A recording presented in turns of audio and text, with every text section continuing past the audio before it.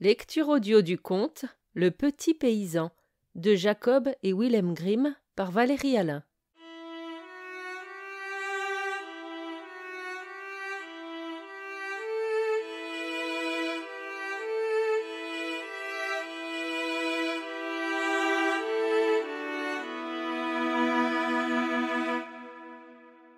Il était une fois un village où tous les paysans étaient riches, sauf un, qui était surnommé le petit paysan.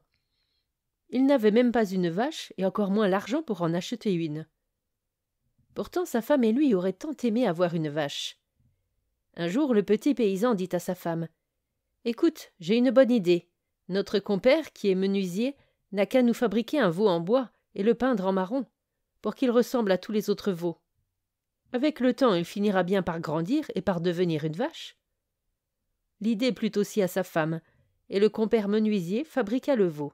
Il le rabota, le peignit bien comme il faut, et il le fit de telle sorte qu'il avait la tête baissée comme s'il était en train de brouter. Lorsqu'on fit sortir les vaches le lendemain matin, le petit paysan fit entrer le vacher chez lui et lui dit « Regardez, j'ai un petit veau, là, mais il est encore jeune et il faut le porter. » « C'est bon, reprit le vacher. Il prit le veau dans ses bras, le porta dans la prairie et le posa dans l'herbe. Le petit veau resta au même endroit comme s'il broutait, et le vacher se dit « Regarde un peu tout ce qu'il mange, celui-là, il pourra bientôt courir tout seul. » Le soir, quand il s'apprêta à ramener tout le troupeau, il dit au veau « Si tu es capable de rester debout ici et de manger à ta faim, tu dois aussi être capable de marcher sur tes 4 pattes. Je n'ai pas envie de te traîner de nouveau pour rentrer. » Le petit paysan, quant à lui, se tenait devant sa porte et attendait son petit veau. Lorsque le vacher traversa tout le village avec le troupeau, le petit paysan vit que son petit veau manquait et demanda où il était. Le vacher lui répondit « Il est toujours là-bas, dehors, en train de manger. Il n'a pas voulu s'arrêter et rentrer avec nous. »« Eh, mais il faut que je récupère ma bête. » Ils retournèrent donc ensemble à la prairie, mais entre-temps, quelqu'un avait volé le veau et il n'était plus là. Le vacher dit « Il se sera égaré. » Mais le petit paysan rétorqua « Ça ne se passera pas comme ça. » Il emmena le vacher chez le maire qui le condamna pour sa négligence, si bien qu'il dut donner une vache au petit paysan pour le dédommager du veau qu'il avait perdu. Le petit paysan et sa femme possédaient à présent la vache qu'ils avaient tant désirée. Ils se réjouissaient de tout leur cœur, mais ils n'avaient pas de fourrage et ne pouvaient rien lui donner à manger, si bien qu'ils furent bientôt obligés de la battre. Ils salèrent la viande, et le petit paysan s'en alla à la ville pour vendre la peau et acheter un autre petit veau avec l'argent qu'il en retirerait. En chemin, il passa près d'un moulin sur lequel était perché un corbeau qui avait les ailes cassées. Il en eut pitié, le prit avec lui et l'enveloppa dans la peau de vache. Mais comme le temps se gâtait et qu'une tempête de pluie et de vent se déchaînait, il lui fut impossible d'aller plus loin. Il entra donc au moulin et demanda l'hospitalité. La femme du meunier était seule chez elle, et dit au petit paysan « Tiens, allonge-toi là, sur la paille. » Et elle lui donna un morceau de pain et du fromage. Le petit paysan mangea, puis se coucha, sa peau de vache près de lui, pendant que la femme se disait « En voilà un qui est fatigué et qui va bientôt dormir. » Sur ces entrefaites, le pasteur arriva. Madame la meunière lui fit bon accueil, et lui dit « Mon mari est sorti, nous allons faire bonne chère. » Le petit paysan tendit l'oreille, et quand il entendit parler de faire bonne chère, il se fâcha d'avoir dû se contenter d'un morceau de pain et de fromage. La femme entreprit de mettre le couvert, et apporta toutes sortes de plats, un rôti, de la salade, du gâteau et du vin. Comme il s'apprêtait à s'asseoir pour manger, quelqu'un frappa à la porte. La femme dit « Oh mon Dieu, c'est mon mari. » Vite elle cacha le rôti dans le poêle de faïence, le vin sous l'oreiller, la salade sur le lit, le gâteau sous le lit, et le pasteur dans l'armoire du couloir. Puis elle ouvrit à son mari en disant « Grâce à Dieu, te voilà de retour, et il fait un temps dehors, comme si c'était la fin du monde. » Le meunier vit le petit paysan allongé sur la paille et demanda « Qu'est-ce que cet homme-là » ?« Ah, répondit la femme, le pauvre bougre est arrivé en pleine tempête, sous la pluie, et a demandé un abri. Alors je lui ai donné un morceau de pain et du fromage, et je lui ai dit de s'installer sur la paille. » « Je n'ai rien contre, dit le mari, mais prépare-moi vite quelque chose à manger. »« Mais je n'ai rien d'autre que du pain et du fromage, dit la femme. » Tout me conviendra, répondit le mari. Va pour du pain et du fromage. Puis il jeta un coup d'œil au petit paysan et l'appela. Allez, viens manger encore un morceau avec moi. Le petit paysan ne se le fit pas dire 2 fois, se leva et mangea avec le meunier. Après le repas, celui-ci remarqua la peau de vache qui était posée par terre et demanda. « Qu'est-ce que tu as là ?»« J'ai un devin dedans, » répondit le petit paysan. « Est-ce qu'il peut vraiment prédire l'avenir ?» demanda le meunier. « Et pourquoi ne le pourrait-il pas ?» répondit le petit paysan. « Mais il ne dit que 4 choses, et la 5e, il la garde pour lui. » Le meunier fut saisi de curiosité et dit. « Allez, demande-lui de prédire l'avenir. » Le petit paysan pressa alors la tête du corbeau qui fit croix, croix.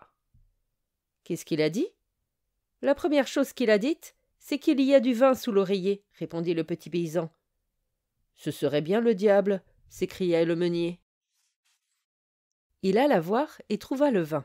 « Allez, continue, dit le meunier. » Le petit paysan fit croasser le corbeau une nouvelle fois et dit.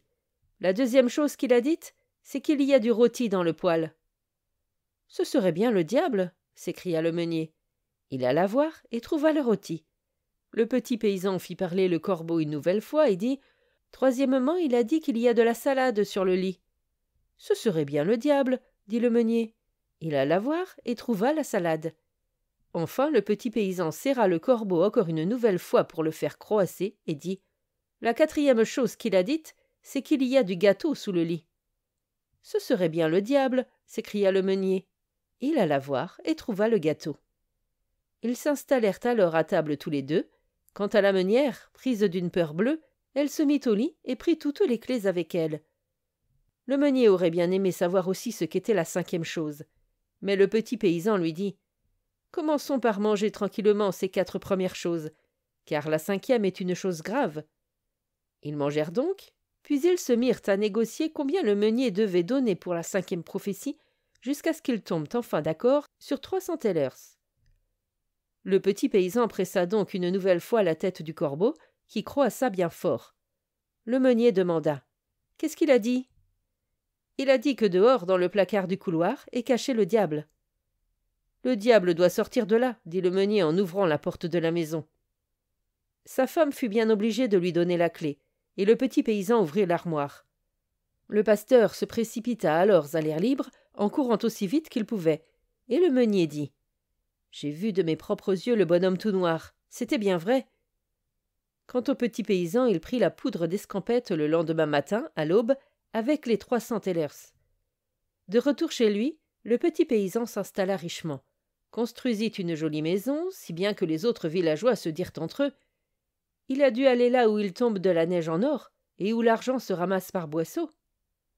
On convoqua le petit paysan devant le maire pour qu'il dise d'où lui venait sa richesse. Il répondit. « J'ai vendu la peau de ma vache en ville pour 300 thalers. » Quand ils entendirent cela, les paysans voulurent profiter eux aussi de cette aubaine.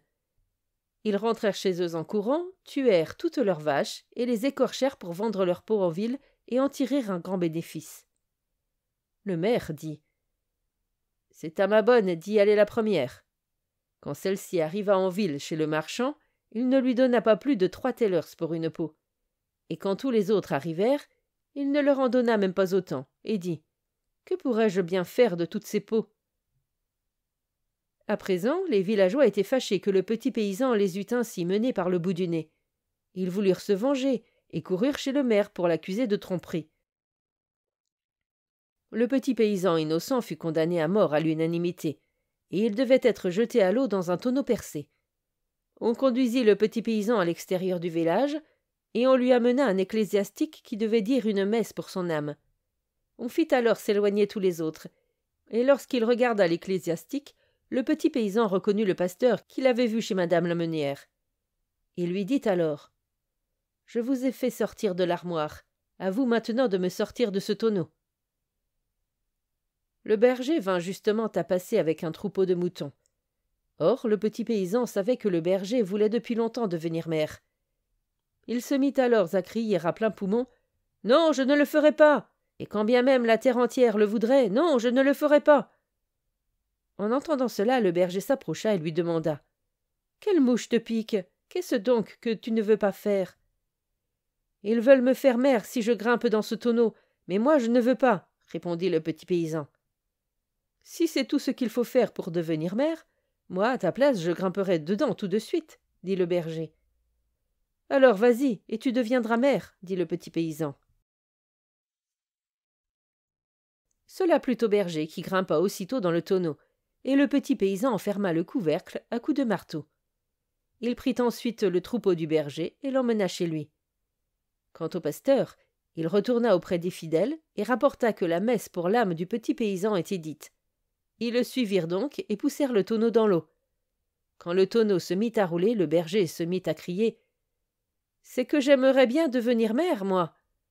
Croyant que c'était le petit paysan qui criait ainsi, les villageois lui répondirent « C'est d'accord, mais il faut d'abord que tu ailles voir un peu ce qui se passe là-bas au fond. » Et ils poussèrent le tonneau dans l'eau. Sur ces entrefaites, les villageois rentrèrent chez eux, et en arrivant au village, ils virent venir le petit paysan, tout content et poussant tranquillement un troupeau de moutons devant lui. Étonnés, les villageois lui demandèrent « D'où viens-tu, petit paysan? Est-ce que tu es sorti de l'eau ?»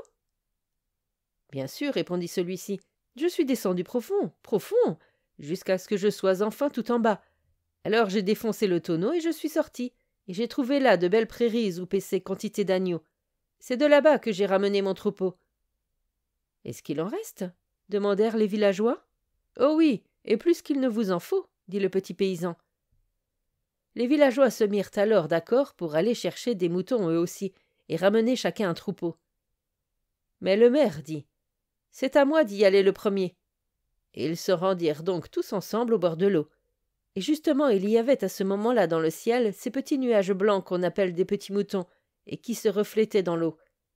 Les villageois s'écrièrent alors « On voit déjà les moutons qui sont au fond. » Le maire se fraya un passage et dit « Je vais descendre le premier et aller en reconnaissance. Si c'est bien, je vous appellerai. » Il plongea donc dans l'eau en faisant plouf. Les autres crurent qu'il les appelait « À vous !» et toute la foule se rua en toute hâte à sa suite. Il ne resta donc plus personne au village, et le petit paysan, qui était le seul héritier, devint un homme riche.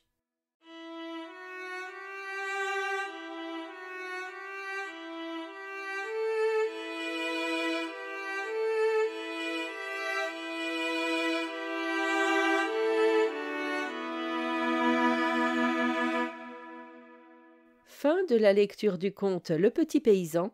Merci de votre écoute. Je vous rends vos oreilles. Cœur avec les doigts.